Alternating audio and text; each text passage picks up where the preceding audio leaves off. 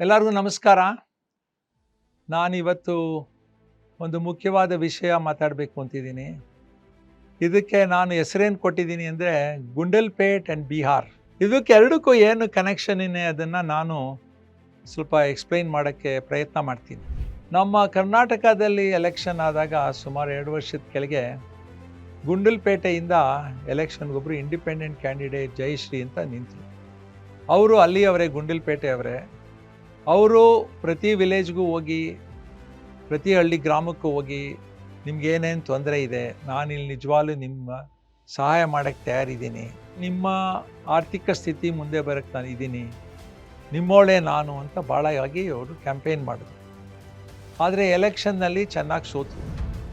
ನಾನು ಅವಾಗ ಯೋಚನೆ ಮಾಡ್ತಾ ಇದ್ದೆ, ಯಾತಕ್ಕೆ ಇವ್ರು ಸೋತರು, ಅಷ್ಟು ಭಾಳ ಬ್ಯಾಡಾಗಿ ಸೋತ್ರಲ್ಲ ಯಾಕೆ? ಆವಾಗ ನಾವು ಅಲ್ಲಿ ಮಹಿಳೆಯರಿಗೆ, ಕೆಲವ್ರು ಗಂಡಸರಿಗೆ ಇಂಟರ್ವ್ಯೂ ಮಾಡಿದಾಗ, ಇಲ್ಲ ಸರ್ ನಮಗೆ ಅವ್ರಿಗೆ ಗೊತ್ತಿಲ್ಲ, ನಮ್ಮ ಜಾತಿಯವರೇ ಅವರು ಅಂತ.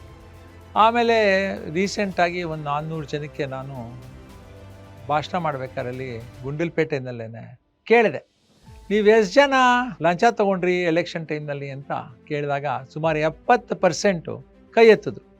ನನಗೆ ಒಂದು ಶಾಕ್ ಆಯಿತು, ವಾವ್, ನಿಜವಾಗ್ಲೂ? ಆಮೇಲೆ ಅದೇ ಇದರಲ್ಲಿ ಕೇಳಿದೆ, ನಿಮ್ಮ ಆರ್ಥಿಕ ಸ್ಥಿತಿ ಹೆಂಗಿದೆ, ನೀವು ಎಷ್ಟು ಜನ ಕೈ ಸಾಲ ಮಾಡಿದ್ದೀರಾ ಅಂತ ಕೇಳಿದೆ. ಆವಾಗ ಅದಕ್ಕೂ ಒಂದು 55% 60% ಎತ್ತಿದ್ರು. ಎಷ್ಟೆಷ್ಟು ಮಾಡಿದ್ದೀರಾ ಅಂದರೆ, ಸರ್ 2 ಲಕ್ಷದಿಂದ 5 ಲಕ್ಷ ಎಲ್ಲ ಮಾಡಿದ್ದೀವಿ, ತಿಂಗಳಿಗೆ 4% ಕಟ್ತೀವಿ. ತಿಂಗಳಿಗೆ 4% ಅಂದರೆ ವರ್ಷಕ್ಕೆ ಆಲ್ಮೋಸ್ಟ್ 50%. 50% ಕಟ್ಟಿ ಯಾರು ಉದ್ಧಾರ ಆಗ್ತಾರೆ ಹೇಳಿ? ಯಾರು ಉದ್ಧಾರ ಆಗೋಕ್ಕಾಗಲ್ಲ. ಆವಾಗ ಅಂದ್ಕೊಂಡೆ, ಇಷ್ಟೊಂದೆಲ್ಲ ಕಷ್ಟ ಇದ್ರು ಜನಕ್ಕೆ, ವೋಟ್ ಮಾಡಿದವ್ರಿಗೆ ಮಾಡ್ತಾರಲ್ಲ, ಕುರಿ ತಲೆ ಹೊಡೆಯೋರ ಹತ್ರನೇ ಹೋಗುತ್ತಲ್ಲ, ಏನಕ್ಕಿದು ಅಂತ. ಆದರೆ ನಾನು ಅಂದ್ಕೊಂಡೆ, ಏನೋ ಆಗಿರ್ಬೋದು ಗುಂಡಲ್ಪೇಟೆಯಲ್ಲಿ, ಜಯಶ್ರೀನೇ ಏನೋ ತಪ್ಪು ಮಾಡಿರ್ಬೋದು ಅಂತ. ಆದರೆ ಫಾಸ್ಟ್ ಫಾರ್ವರ್ಡ್ ಮಾಡಿ 2025 ನವೆಂಬರ್ ಬಿಹಾರ್ನಲ್ಲಿ ಎಲೆಕ್ಷನ್ ಆಯಿತು. ಅದಕ್ಕೊಂದು ಹಿನ್ನೆಲೆ ಹೇಳ್ತೀನಿ. ಬಿಹಾರ್ ವಿಚಾರ, ಬಿಹಾರು ಜನ ಭಾಳ ಒಳ್ಳೆಯವರು, ಭಾಳ ಬುದ್ಧಿ ಇರೋರು ಜನ. IAS IPS ಆಫೀಸರ್ಸ್ ಎಲ್ಲ ಎಷ್ಟೋ ಜನ ಬಿಹಾರಿಂದ ಬರ್ತಾರೆ. ಆದರೆ ಅವ್ರದ್ದು ಇನ್ಕಮ್, ಪರ್ ಕ್ಯಾಪಿಟಲ್ ಇನ್ಕಮ್ ಅಂತೀವಿ ಇಂಗ್ಲೀಷ್ನಲ್ಲಿ. ಎಷ್ಟು ಇನ್ಕಮ್ ಅಂದರೆ ವರ್ಷಕ್ಕೆ ಅವ್ರಿಗೆ $800 ವರ್ಷಕ್ಕೆ. $800 ಅಂದರೆ 65,000 ರೂಪಾಯಿ ವರ್ಷಕ್ಕಷ್ಟೇ ಆವ್ರೇಜ್ ಮಾಡೋದು. Poorest state in the country. ಇದು ಯಾಕೆ ಎಷ್ಟು ಹಿಂದೆ ಉಳಿದಿದೆ? ಆದರೆ ಎಲೆಕ್ಷನ್ನಲ್ಲಿ ಈ ಸತಿ ಕೆಲವರೆಲ್ಲ ಭಾಳ ಹೇಳಿದ್ರು.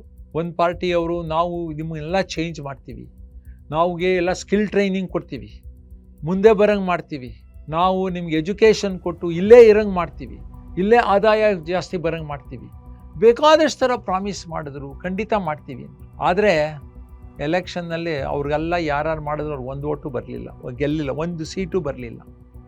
ಯಾವಾಗ ಹಿಂದಿನ ಪಾರ್ಟಿ ಇತ್ತೋ ಅದೇ ಗೆದ್ದರು. ಆಶ್ಚರ್ಯ ಅಲ್ಲ? ಮೋಸ್ಟ್ ಹಿಂದುಳಿದ ಸ್ಟೇಟ್ ಇದು. ಜನ ಎಷ್ಟು ಕಷ್ಟಪಡ್ತಾ ಇದ್ದಾರೆ.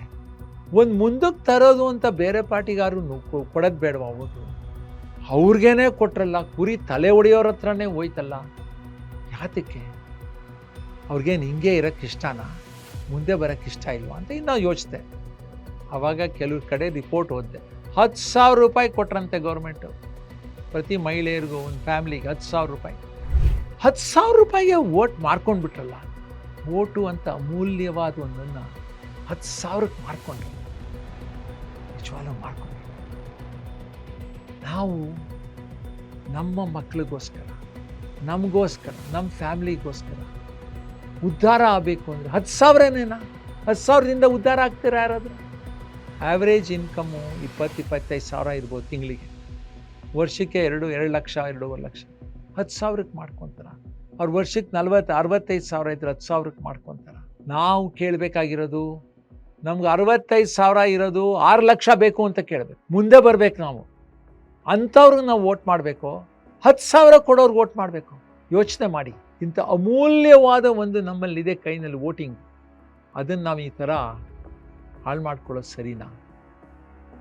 ಇದನ್ನು ಖಂಡಿತ ನಾವು ಯೋಚನೆ ಮಾಡಿ. ಆದರೆ ನಮ್ಮ ಎದುರಾಳಿಗಳಿಗಿರೋರು ಪೊಲಿಟಿಕಲ್ ಸಿಸ್ಟಮ್ನಲ್ಲಿ ಭಾಳ ಬುದ್ಧಿವಂತರು.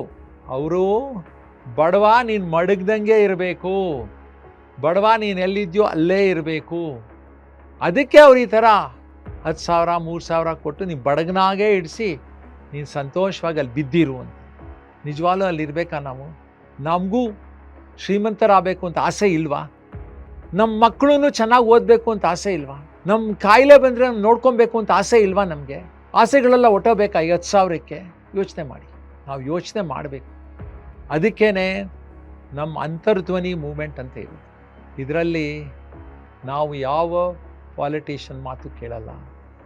ನಮಗೇನು ಬೇಕೋ ನಾವು ನೋಡ್ತೀವಿ. ನಮ್ಮ ಬುದ್ಧಿನ ನಮ್ಮ ಕೈನಲ್ಲಿ ಇಟ್ಕೊತೀವಿ.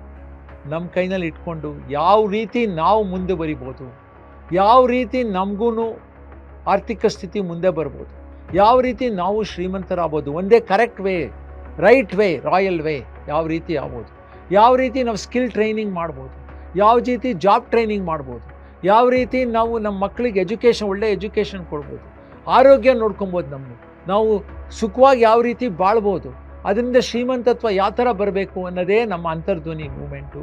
ಇದರಲ್ಲಿ ನಾವು ಗುಂಡಲಪೇಟೆನಲ್ಲಿ ಮಾಡ್ತಾ ಇದ್ದೀವಿ ಮೊದಲನೇದಾಗಿ ಒಂದು ಪ್ರಯೋಗ. ಇದರಿಂದ ನನಗನ್ಸುತ್ತೆ ಖಂಡಿತ ನಾವು ಮುಂದೆ ಬರ್ತೀವಿ. ನಮ್ಮ ಗುಂಡಲಪೇಟೆ ಜನ ಮುಂದೆ ಬರ್ತಾರೆ. ನಮ್ಮ ಗುಂಡಲಪೇಟೆ ಮಹಿಳೆಯರಲ್ಲಿ ನಾಯಕತ್ವ ಬರುತ್ತೆ. ನಮ್ಮ ಗುಂಡಲಪೇಟೆನಲ್ಲಿ ಇರುವ ರೈತರಿಗೆ ಇದರಿಂದ ಉಪಯೋಗ ಆಗುತ್ತೆ. ಮಕ್ಕಳಿಗೆ ಇದರಿಂದ ಸ್ಕಿಲ್ ಟ್ರೈನಿಂಗ್ ಆಗಿ ಮುಂದೆ ಬರ್ತಾರೆ. ಇದೆಲ್ಲ ಮಾಡಿದ್ರೇ ನಾವು ಮಾಡಿ ತೋರಿಸ್ಬೇಕು. ಎಲ್ಲ ಜೊತೆ ಸೇರಿ ತೋರಿಸಿ ಇದರಿಂದ ಸಾಧ್ಯ.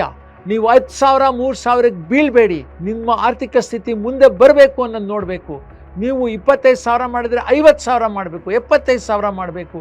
ಅದ್ರ ಜೊತೆಗೆ ನಿಮಗೆ ಬರೀ ಒಳ್ಳೆ ರೀತಿ ಕರೆಕ್ಟ್ ರೀತಿ ಮಾಡಬೇಕು.